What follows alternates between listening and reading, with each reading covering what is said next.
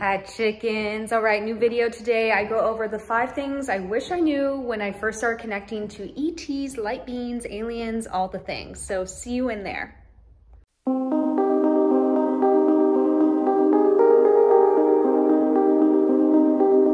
Hello, my beautiful earthlings. Welcome back. I'm Chelsea J. Bear. So today's video, I'm gonna go over the 5 things I wish I knew when I first began connecting to the light beings, AKA aliens, AKA ETs. So let's begin. I'm a nerd. So number 1, it can be this easy to connect. When I first began this sort of telepathic communication process with ETs and light beings, I had this limiting belief that I had to do hours and hours of prep work to raise my frequency, like all the bells and whistles. I remember before I would sit down just to sit in meditation and communicate with them telepathically, not even trance channeling, I would dance and listen to like a certain frequency of music. I'd meditate for like 45 minutes. I would do all this like breath work, and all of these things are great. There's no denying that, but really this was stemming from this belief that I didn't really deserve to be doing this, or that I'm not good enough to do this. So I had to do extra work to prove that I am a spiritual person that deserves to communicate with light beings, or whatever it was. Which is so interesting because the times where I had the most profound experiences with them are the ones where I just felt like a quick nudge and would sit down and quickly connect. And that, to me, I had to kind of go through the learning process of it can be this easy. It's important, yes, to raise your frequency and set boundaries and kind of create a field of protection and intention. Yes, of course, but I was like spending so much time, and it just came from low self-worth of like, who am I to do this? So now I know as long as my intention is pure, like I 100% deserve to have this connection, and it always can be this easy and fun. All right, so number 2, something bigger than me has always lived within. I think communicating with ETs and light beings, aliens, whichever you feel comfortable calling them, really has shown me the power within, that I am source incarnated in the physical, that I am a fractal expression of God.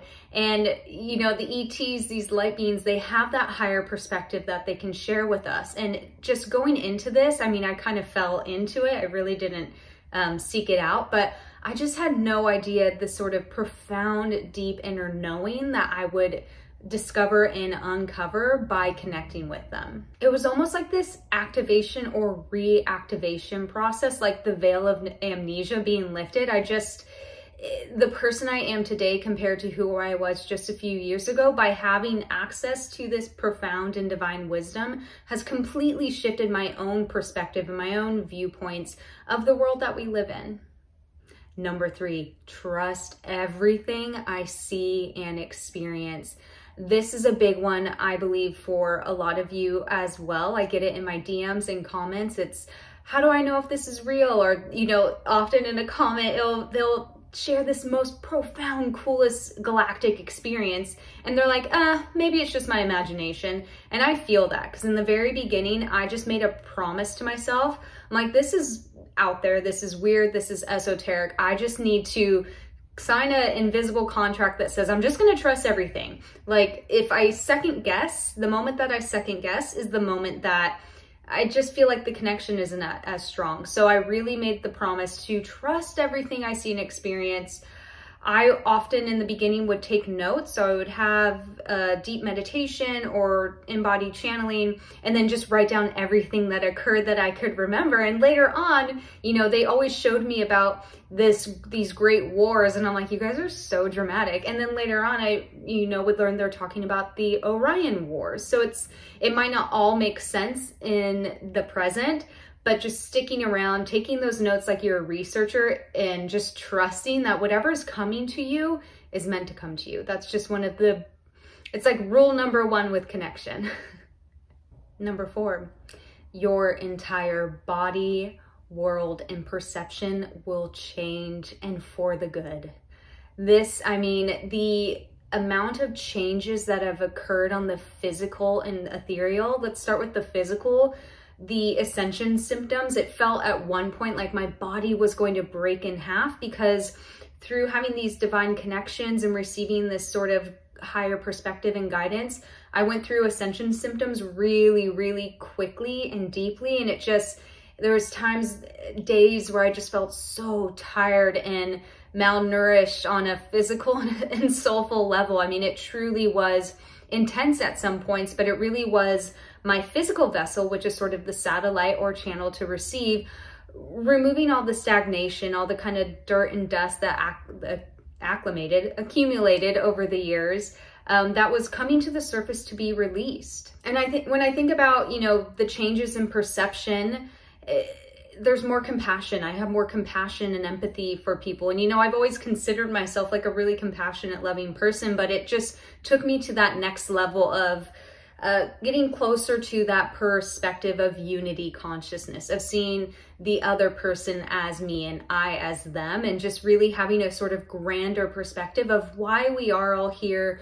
What's the purpose of it all? Why do we come to Earth on a collective and individual level? And so being able to see that play out and witnessing rather, those changes occur, it's just been the most beautiful experience. I mean, it truly is just mind-blowing, the changes that have occurred for me. And it's just stuff I would have never have considered in my wildest dreams or imagination. All right, number 5, I don't know everything, and this will continue. When I first started communicating with light beings and ETs, aliens, they would give me just like the coolest knowledge and wisdom. They would really just, again, how I said before, they really expanded my bandwidth and perception. And there's just this weird ego moment a couple of times where I'm like, cool, I guess I know everything now. All right, I'm done. Like, what now? And it really was probably more about delayering and up-leveling, but it coming back to just because I have access to these entities that carry a higher wisdom, it's like the more I learn, the more I don't know. And that's like the quote of my life right now. It's like every time they show me something new, I'm like, great, I know less than I thought I did before, and that's okay. So it's really taking in this perception or idea that I am humbly a student for the rest of my life.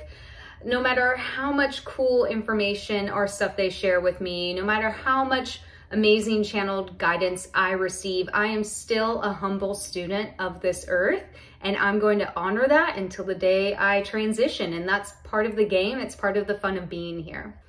All right, you guys, thanks so much for joining me today. I'd love to know if you have had any similar experiences in connecting with ETs and light beings, if you've had different experiences, and if you haven't yet, like, comment, and subscribe.